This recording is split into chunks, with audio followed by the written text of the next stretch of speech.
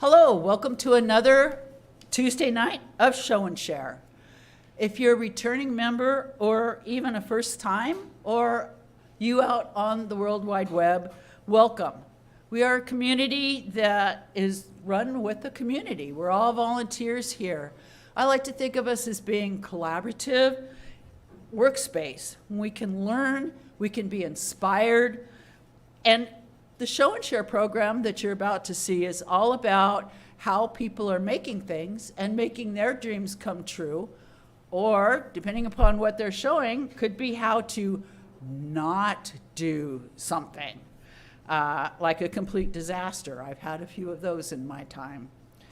So I want to start us off with Bill Cressy and a forged knife.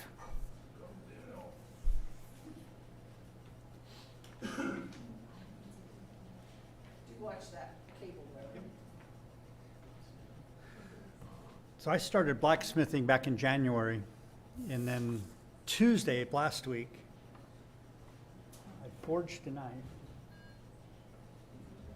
And then on Wednesday, I went ahead and put the deer antler handle on it. So lessons learned, when doing the handle, if you don't build a jig so you can drill a perfectly straight hole and you just use a drill and a bit and you put the antler in your hand and start drilling through, you need to be careful, because if you're not perfectly straight, the drill bit goes out the side. And that's what I did on the first one. So this is round 2. I didn't hit my hand. I just put a hole in the side of the antler. So that was a drag. But overall, I also used mild steel for the blade, which they say if you start with mild steel, it works easier, and then the blade turned out nice. And so now I got a mild steel blade instead of a hardenable blade. So it's going to be a decorative piece instead of a usable piece. And then the handle is really smooth right now because I really sanded on the antler. And the reason being is at some point in time in the relatively near future, I hope to scrimshaw a bear or some sort of a design on the antler itself. So scrimshaw is what the whalers used to do. They'd etch in the bone, smear it with soot out of the thing, and shark skin to smooth it back off, and it'd leave lines. And they usually did sailing motifs on their things. And so that's what I did last Tuesday. So it's amazing what you can do with not a ton of time involvement. So I've only been smithing since January, so it's not like it's been years and years and years. It's amazing how quickly you can actually accomplish something in a short period of time. Any questions? Perry? What is the mild steel? Is that what you This is mild steel, so it has no carbon in the blade. So the carbon is what allows it to harden and sharpen up and stay hard. Earl? Do you have any plans to do anything to the handle? Yeah, I want to put some scrimshaw on the handle. So like a bear or a mountain scene or just something more in line with Tennessee in the mountains as opposed to a sailing ship or a whale or something of that effect. Were you already familiar with how to sharpen it? I do wood carving as a hobby, so sharpening is not an issue. I'm really good at sharpening knives. Quick question, is there something you wear on your hand when you're working with it to save your hand? No. Careful. A smart person would probably do so, but pain is a very good teacher on what not to do. Excellent. And I also did a little tray. This is wood that should have been was in the firewood pile. And then I pulled it back out again. But on the sides, I don't know if that's going to show up. It's too far down. But anyway, on the sides, you can see this here was torn from the tree. So it's very ragged and jagged and all weird. And so I just blended it all together with sanders and chisels and different things that kind of blend it all together. And so this was scrap wood, firewood coming out of the fire pile. The bottom is actually a piece out of our scrap pile over here in the woodworking area. So this is a scrap wood slash, it shouldn't exist, but it does. And then when you get the finish on it and you look at the final product, it's kind of like, oh, that's kind of neat. I like that. So I did two. I should have only done one. I'm sorry. I cheated. You kept it short, though. I did. Great. Any other questions?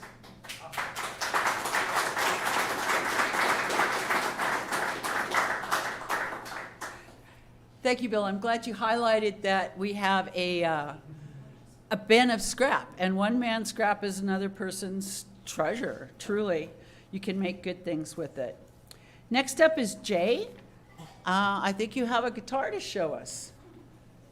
Sadly, our little platform here is not here, so you might need to hold it up high or bring it around to this side.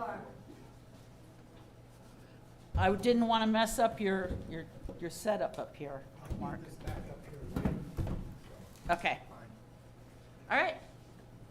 Let's hear it. Hello. My name is Jay, and I made a guitar. Obviously, a lot of the work happened in the woodworking area. The body's made of mahogany and the neck of rosewood.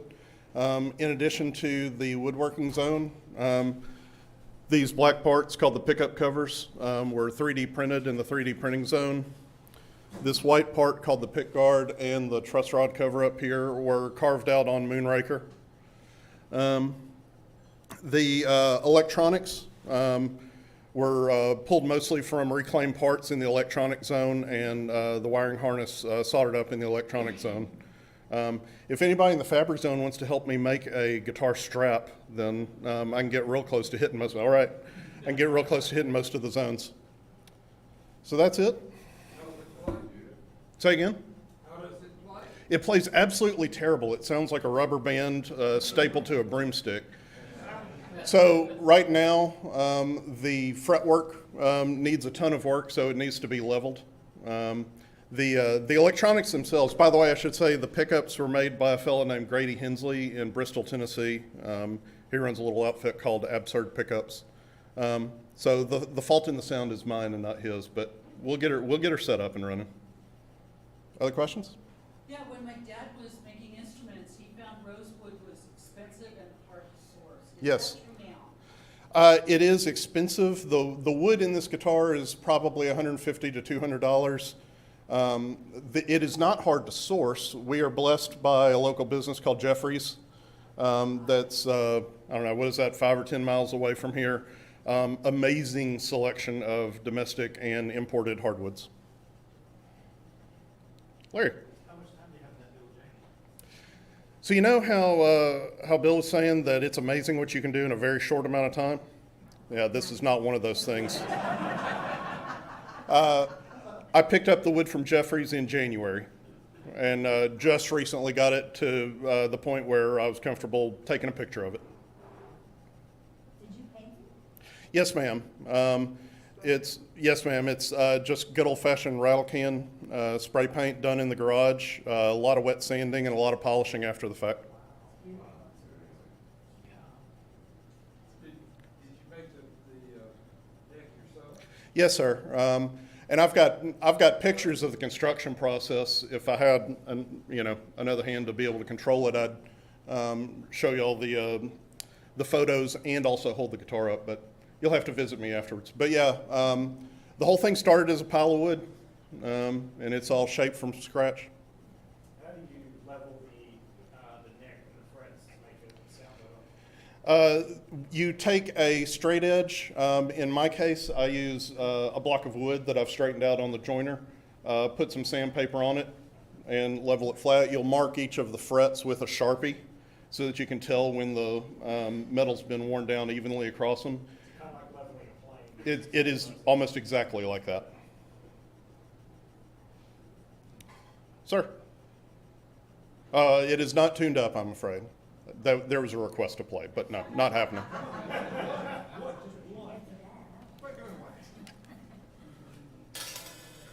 Told you. Thank you, guys.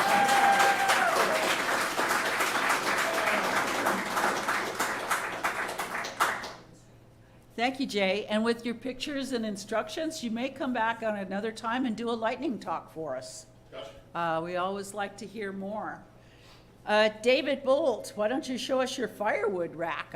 Since this came from firewood, at least it was salvaged from what you built. try to do it this way rather than hook up to the computer. Oops.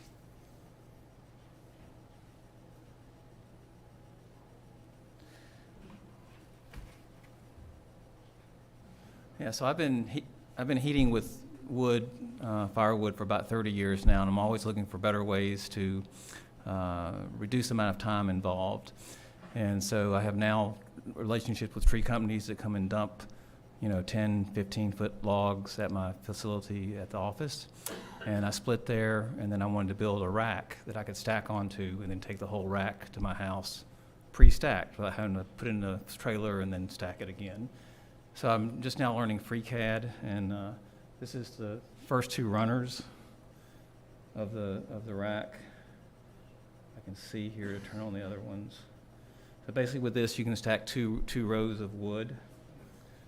And this is based on what's called a 9-block pallet, and then the roof. So the idea is I can go ahead and dry it at the office, and then when it's dry, take it to the house. And not really exciting, just 2x4s. You had a question? Yeah. It kind of implies that you have a forklift at the office, which I understand you have a forklift at home too. Well, I have what's called a all-terrain pallet jack. So I put the whole pallet on the trailer, and then I put the pallet jack on the trailer so I can take it off the trailer with that. Any other questions? So this is 4x4x4? It's 48 inches by 40 inches. So the standard pallet size, yeah. Yeah. You said that you were drying at the office. How long do you let it set? So you stack it and then put it aside for? About a year. Okay. Yeah, so I'm splitting it very, very thin so that reduces the drying time.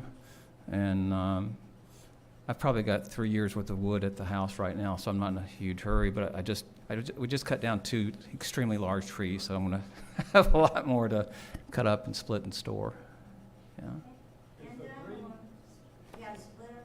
Yes, I just recently bought a new kinetic splitter, which is really nice. It splits very, very quickly. The green part on top, is that just for stabilization? Yes, that's a wood. That's just a bit. I hadn't put there's no sheet there, but there'll be sheet metal there to keep the rain off. So it's like a portable firewood shed. Exactly. Yeah. You bring it home, and it's empty, you bring it back to home. Yeah. So the idea is I'll keep 1 or 2 at the house, and then when one gets empty, I'll bring a full one and swap them out. Yeah. And that way, I've got an awful lot of wood stored at the house that needs to be removed. It's taking up a lot of space. So David, do you heat with it? Do you Yes, I cook heat. with it? Mainly heat with it. Yeah. Yeah. You have one more question? Are you wrapping this with something for the transportation so it doesn't all fly out once? No, just put a ratchet strap across the top to the bottom of the yeah. So two ratchet straps will keep it in place. Yeah. You must stack it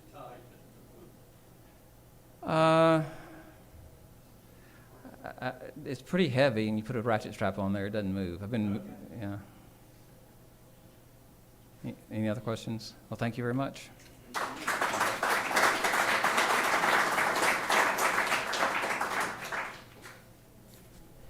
Back when we were using wood for heat on a personal level, the wood rack was a perfect place to hide Easter eggs for the kids. Yeah, it's amazing how you'd go out there in wintertime and go, oh, that's where that egg was.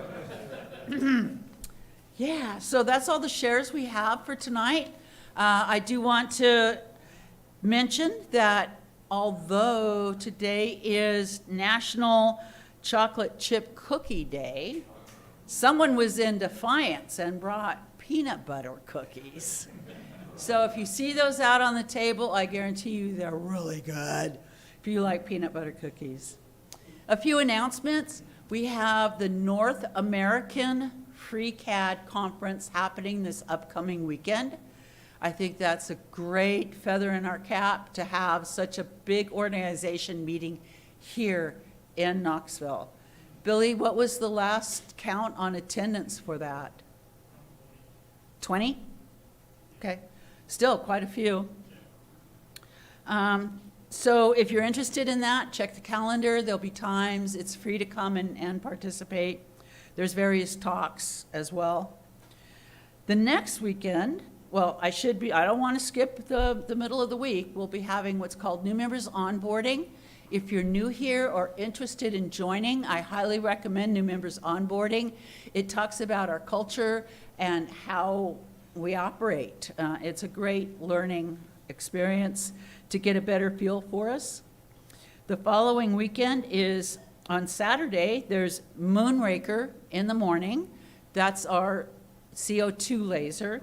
And in the afternoon, Crossbow. That's our metal laser. We also, in the afternoon, have something called Stitch and Bitch, which is a social hour for anything fiber. It's a great way to spend the afternoon. And then on Sunday, we have the board meeting. So if you're interested in more of what we do, what the issues we're facing, go ahead and tune in to the board member. All of our members are welcome. And with that, I want to talk about the very special presentation we have tonight. We have Johnny Five in our presence, and Mark is going to talk about it. I do want to give us a 10-minute break, so if any of you need a bio break, head out, because there's only the one bathroom. I think he's got like a 3-minute show. Oh, it's only 3 minutes? There is a show and share, basically a 3-minute intro and show and share. Oh, and then the program. Okay. Yes, well, then that, by all means, come on up, because I'm excited about it. Thank you, Mark.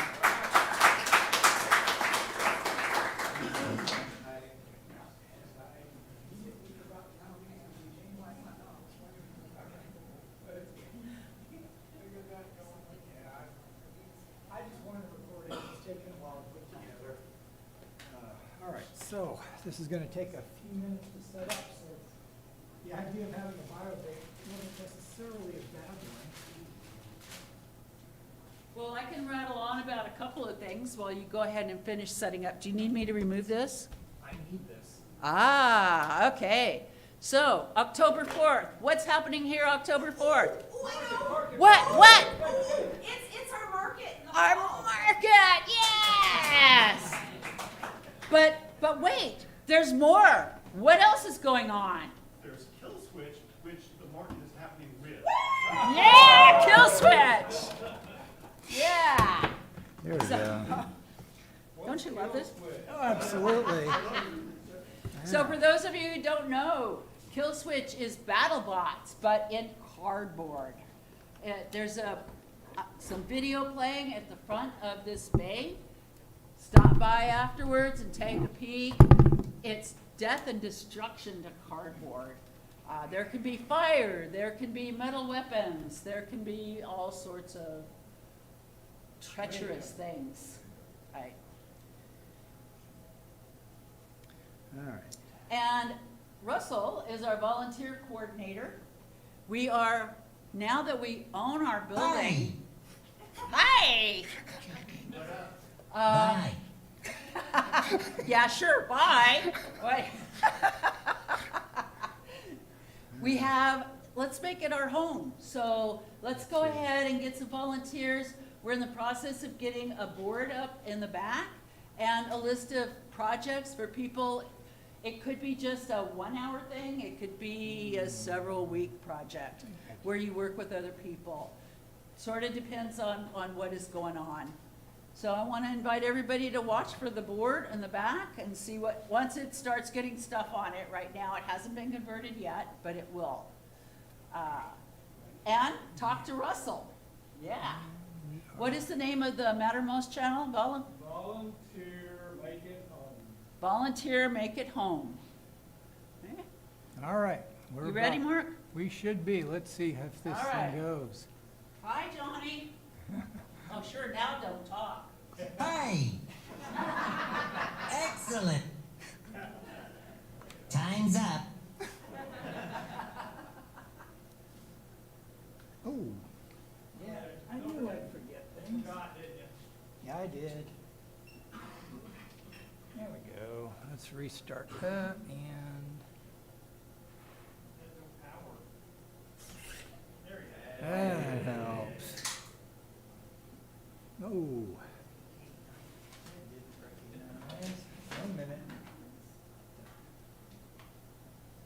Always happens. Yep, well, it's a little picky about that. Let's see, we got it, and I need to. Here we go. All right.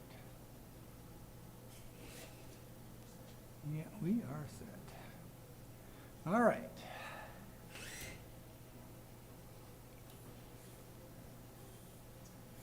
And I forgot something. Hang on a second. I recharged it and I didn't re-level the head. There we go.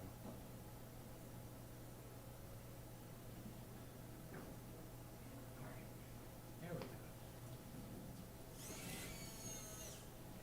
Testing, 1, 2, 3. We're ready? Testing, 1, 2, 3. 4, 5, 6.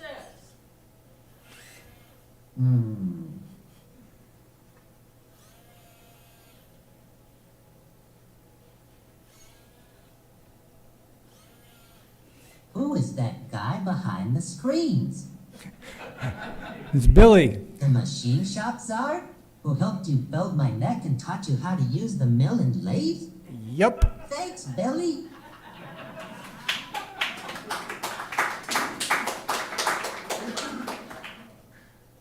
Hello, Knox Makers. If you've seen me in the short circuit movies, you already recognize me, and you'll definitely remember this. Hey, laser lips! Your mama was a snowblower! But if you haven't seen Short Circuit, well, there's always time to fix that. If you are curious to learn what it took to build me and make me an expressive robot, my builder Mark and I will walk you through my journey to become what I am today. Please join us in a lightning round after the show and share. See you there.